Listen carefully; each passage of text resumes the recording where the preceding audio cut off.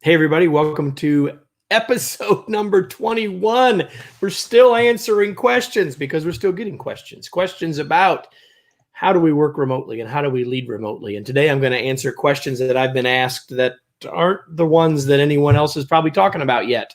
And so hopefully they'll be helpful to you.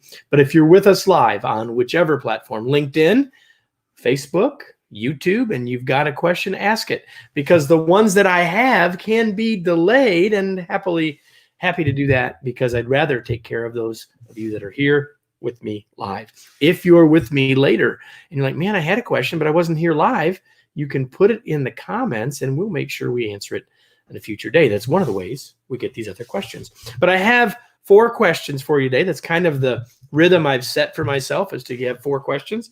And so we'll get to those in just a second. But if you don't know, you're going to want to make sure that you check out this site, kevinikenberry.com/COVID-19. It's the place where we're continuing every day to put new content. All of the past lives, Q&As that I've done are there. We've got webinars there. We've got all sorts of video there. We got all sorts of articles there. Everything that we've done and are trying to do to help you and your team be more effective in this time of shutdown and issue and uncertainty. We're trying to help, and we want to help you, and it's all free and it's all right there. So I hope you'll take advantage of that. And given that, let's get on to the questions. So before, though, I ask this first question from Tanya, I should make sure that you all know that my able assistant today is Marissa, and she's here. Say hello, Marissa. Hello. And Marissa will be monitoring the feed on LinkedIn to make sure that if we get any comments or questions there, that we can handle those. And so she'll be my eyes and ears there. I can watch everything else all as well. Tanya asked me on Friday this question: what can I do to help my team when we don't know when we will return to the office? It's a really good question. I think the first thing is sometimes our teams think as leaders we know more than we know. So the first thing I would say is keep them as informed as you can with what you know. Don't make promises that you can't keep. Don't share things that you can't yet share. But the more that you can share, the better off you will be. I would definitely encourage you to do that. The other thing that I would do is that everybody knows. Well, first of all, are you going to send everybody back? And if you are, and you already know that, then you can talk about that. The other thing is you might not be able to bring everybody back based on what your governor says you can do about social distancing, based on what the needs might be for some of your team members who are also teaching school for their kids for a while. So maybe we don't all come back at once. And so maybe you can be thinking about those things. But here's the other thing I would say. You don't know the answer. And so I would engage them in the conversation. Hey, everybody, I don't know what this is going to look like. I'd love to know what you think. I'd love to know what your needs might be. I'd love to know what questions you'd like answers to as it relates to the transition back in. So part of my answer to this question would be, if you know, tell them what you know. And if you don't know, which you probably don't, at least not completely, as Tanya asks the question, then what I'd do is I'd engage the group as much as you can, not to assume so that they assume that whatever they say, whatever their advice is, gets followed, but rather to engage them in it. They are a stakeholder in what it's going to look like when we come back. And they will likely have good insight, good advice, and their perspective will be different than yours and therefore valuable. So I'd strongly encourage you to think about that. Okay? All right. So that answers that question. If you're with me live, you have a follow-up, you want me to say more about that, just let us know. Given that, though, I'm going to move on to question number 2 today. Sheila asked, longer question: what would you recommend to managers or supervisors who have limited access to certain tech due to security protocols, no video or limited collaboration tools? So it could be that it's security protocols, as Sheila asked. It could be that we don't have the equipment. I've had people say, man, we tried to get webcams for people. We can't even order webcams. I think maybe that's getting a little better, but maybe not.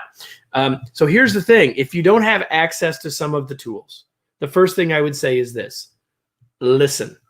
Neither did Genghis Khan. And as my good friend and co-author Wayne Trammell says, he ruled half the known world and never had a video conference. So he's saying that a little bit tongue in cheek, and yet he's completely correct. So what I would say is, man, if you've got tools, use them. And if you don't, use the ones you've got. Genghis Khan also didn't have one of these.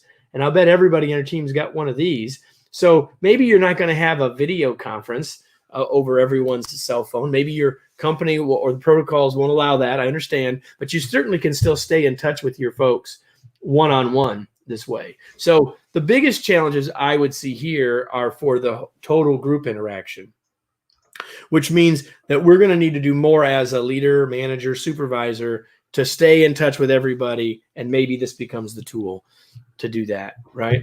So again, I don't know what your protocols are. I don't know what your situations are, Sheila or anyone else, but I'd say do what you can with what you've got. Again, engage the team to help think about how do we stay connected given our limitations, given the challenges that we are facing. I'd encourage you to engage the team in it because they have something at stake here, just like you do. So I definitely would encourage you to do that as well. Okay. We are all encountering challenges here. We know that. This is just another one that may be different than what other people are experiencing. So don't go around any of the protocols you need to follow. Don't break any of the rules by any means, but given what you've got, what can we do? And maybe that means more phone calls. Maybe that means more teleconferences. You know, we used to do teleconferences a lot before we had web conferencing tools. So maybe you just have to step back a step. And rather than saying, oh, we can't do it because we don't have tool A, well, what tools do we have and what can we do given those tools? Okay. Next question comes from Alice. And Alice asks an interesting question, in many ways, a evergreen question. She says, this COVID crisis is shining a spotlight on all the terrible communication.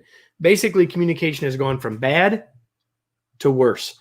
The leaders are unaware. What can employees do? Well, I would say a couple of things. Number one, I'll try to sit up a little straighter so you can see me while you can still see that question.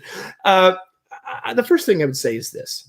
The leaders might not be unaware because every leader has a leader too. So they may be suffering from some of it themselves, and they may not be getting enough communication to pass on to you.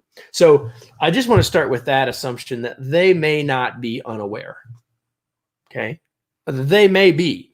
So what I would say as an employee or as a manager in the middle, a leader somewhere in the middle of the organization, if you're feeling this, what I would say is you have to give some feedback. You don't have to be mean. You don't have to be judgmental, but you have to say, man, this is hard enough.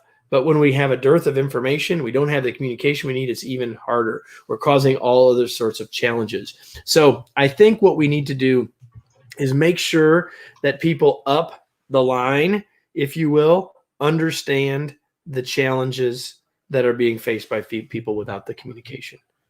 Maybe, like in our last question, they don't have the information to share.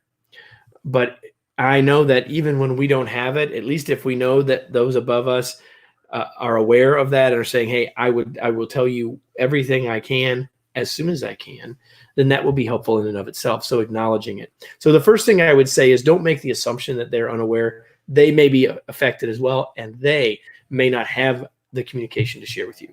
Or when you let them know that there is a challenge here, that might help them say, hey, I could share this or this or this.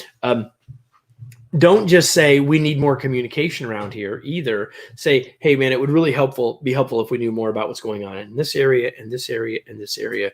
We need some help with prioritization, or we need some help with understanding timing, or whatever it might be. So I would just encourage you to think about being specific in your feedback, and kind in your feedback, and curious in your feedback. If you do those things, managing up will be more effective, and chances are we'll have more impact. So I'd encourage you to do that. And if you are a leader, recognize that you need to be communicating two directions. I talk about the fact that as a leader, we are a communication conduit. You have a responsibility to communicate to your team, and you have a communication responsibility to communicate up from your team. So you are both the face and voice of the organization to your team, and you are the face and the voice of your team upward to your organization. And in order for us to have better communication, so it's no longer terrible, we need to have it running both ways. And as a leader, you have a responsibility there. And as an employee or a team member, you have a responsibility to let people know where you're struggling as it relates to communication, because that's the only shot you've got of making it better, right? Only shot that you've got. So for those of you that are joining us live, I know we got more now than we had earlier. If you have a question, I mean, you can certainly just listen, and hopefully the questions that I'm sharing are useful to you. But if you have a question, just type them in. We can see them, and we'll be happy to answer them today. In fact, I'd rather answer your live questions or your follow-ups to what I'm saying here than to what I've already pre-prepared, although I'm happy to do that as well. So I have one more in my stack for today, if you will. And rather than on index cards, they're on the banners. And here it is. Brian asked this, a bigger picture question too. He said, do you feel that leadership in the country will improve post the virus problem to make business better? Well, you know, Brian, this is one of the things that I'm actually spending a lot of time thinking about now and starting to talk about now. And that is, here's my answer. Do I feel that it will? I hope it does. Because here's what's happening is we're getting a lot of people are focused on the fact that, now leaders and team members are learning a little bit about working remotely, so that even if we only work from home once in a while, we'll be better equipped in the future. Probably true, right? Context will still be different, but that's probably true. And I just want to say that I really hope that all of us as leaders and all of us as workers can take a lot from what's happening now. In fact, one of the best things that can come from the shutdown and everything we're dealing with now is that we learn some things that we can apply moving forward. So, and I hope that we think about things we can apply beyond just how do I lead virtually, and how do I use Zoom, and how do I use instant messaging better, and all of those things. I mean, I hope we learn those things. And I think we are learning some of those things by fire. But I really hope that we learn some more important lessons as well. If you go back, and I'm not suggesting that you will, but if you were to go back and watch these Q&As, one of the things that's consistently happening, especially the longer we go, is that the questions that are being asked are in the context of remote, and that's appropriate. And yet they are questions that are every bit as relevant when we're down the hall from each other than when we're down the street or across the state from each other. And so the fundamental questions of what can we learn about how we communicate with each other, how we communicate with our leaders, how we give each other feedback, those things that hopefully we're learning something about now have the opportunity to make a difference for us as leaders moving forward. So my answer to Brian's question, to put it back up there, is, do I think leadership in this country will improve? I hope it does. Here's what I can impact. What I can impact and what you can impact is encouraging one person, that being you, and reminding one person, that is me, that we can improve and we can use these circumstances to get better.